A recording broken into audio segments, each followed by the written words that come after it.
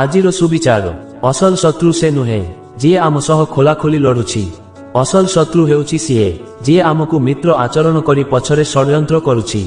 ମନେ ରଖନ୍ତୁ, ଯେପରି କାହାର ଆଶୀର୍ବାଦ ଜୀବନ ବଦଳାଇ ଦେଇଥାଏ, ଠିକ୍ ସେପରି କାହାର ଅଭିଶାପ ଜୀବନକୁ ବର୍ବାଦ କରି ଦେଇଥାଏ। ନକାରାତ୍ମକ ପରିସ୍ଥିତିରେ ମଧ୍ୟ ଆମେ ସକାରାତ୍ମକ ଚିନ୍ତା କରିବା ଉଚିତ, କାହିଁକି ନା ଆମର ସକାରାତ୍ମକ ଚିନ୍ତାଧାରା ହିଁ ଆମକୁ ସର୍ବଦା ଖୁସିରେ ରଖିବା ସହିତ ଆମର ସମସ୍ତ ସମସ୍ୟାର ସମାଧାନ କରିଥାଏ।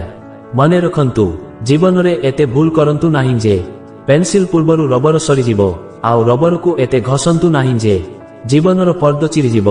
ସନ୍ଦେହ ଆଉ ଅବିଶ୍ୱାସ ମଣିଷକୁ ସବୁ ସମ୍ପର୍କରୁ ଦୂରକୁ ନେଇଯାଏ। ତେଣୁ ସତ୍ୟତା ନ ଜାଣି ହଠାତ୍ ସନ୍ଦେହ କି ଅବିଶ୍ୱାସ କରିବା ଠିକ୍ ନୁହେଁ। ଜୀବନ ଦିନର ବିଶ୍ୱାସଟିକୁ ରକ୍ଷା କରିବା ଶିଖନ୍ତୁ, କାରଣ ବିଶ୍ୱାସଟି ଭାଙ୍ଗିଗଲେ ସତ କଥା ଗୁଡ଼ିକ ବି ମିଛ ପରି ମନେ ହୁଏ। କିଛି ଇଚ୍ଛା ବର୍ଷାର ବୁନ୍ଦା ଭଳି ହୋଇଥାଏ, ଯାହାକୁ ପାଇବା ପାଇଁ ହାତ ଭିଜିଯାଏ, ହେଲେ ହାତ ସବୁବେଳେ ଖାଲି ରହିଯାଏ।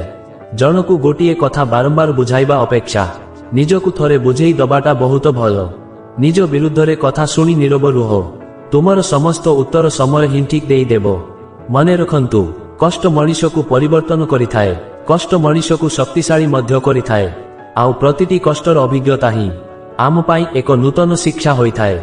ଦୁନିଆରେ ସମସ୍ତଙ୍କ ପାଇଁ ଭଲ ଚିନ୍ତା କଲେ ବି ତୁମେ କେବେ ସମସ୍ତଙ୍କ ପାଇଁ ଭଲ ହୋଇପାରିବ ନାହିଁ, କାହିଁକି ନା ସବୁ ଜାଗାରେ ସବୁ ଲୋକ ସମାନ ନୁହନ୍ତି। ଏହି ଦୁନିଆରେ ସବୁଠାରୁ କଷ୍ଟ କାମ ହେଲା କାହା ଓଠରେ ହସ ଟିକେ ଦେବା, କାରଣ ଲୁହ ତ ସମସ୍ତେ ଦେଇପାରିବେ, ହେଲେ ଓଠରେ ହସ କିଛିଟା ଲୋକ ଦେଇପାରିବେ। ଯେ ପର୍ଯ୍ୟନ୍ତ ଜଣେ କହୁଥିବ ଆଉ ଜଣେ ସହୁଥିବ, ସେ ପର୍ଯ୍ୟନ୍ତ ସମ୍ପର୍କ ଠିକ୍ ଠାକ୍ ଚାଲିଥାଏ। କିନ୍ତୁ ଯେତେବେଳେ ସହିବା ଲୋକଟି ଥରେ କହିବା ଆରମ୍ଭ କରେ, ସମ୍ପର୍କ ଯେତେ ପୁରୁଣା ହୋଇଥାଉ ନା କାହିଁକି, ସମ୍ପର୍କ ଭିତରେ ଫାଟ ସୃଷ୍ଟି ହୋଇଥାଏ। ଜୀବନରେ ପରିସ୍ଥିତି ସହ ଲଢ଼େଇ କରି ହୁଏ, ଭାଗ୍ୟ ସହ ନୁହେଁ। ଭାଗ୍ୟ ବି ବଡ଼ ଅଜବ ଜିନିଷ, କାହାକୁ ଦିଏ ଆଉ କାହା ପାଖରୁ ସବୁ କିଛି ଛଡ଼େଇ ନିଏ। ମନେ ରଖନ୍ତୁ, ମଣିଷ ଚାହିଁଲେ ଯଦି ସବୁ କିଛି ପାଇଯାନ୍ତା, ତାହେଲେ କ'ଣ ଅପେକ୍ଷାର ମୂଲ୍ୟ ଥାଆନ୍ତା?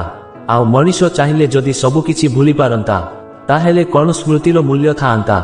ଆଜି ପାଇଁ ଏତିକି, ପୁଣି ଦେଖା ହବ। ଜୟ ଜଗନ୍ନାଥ।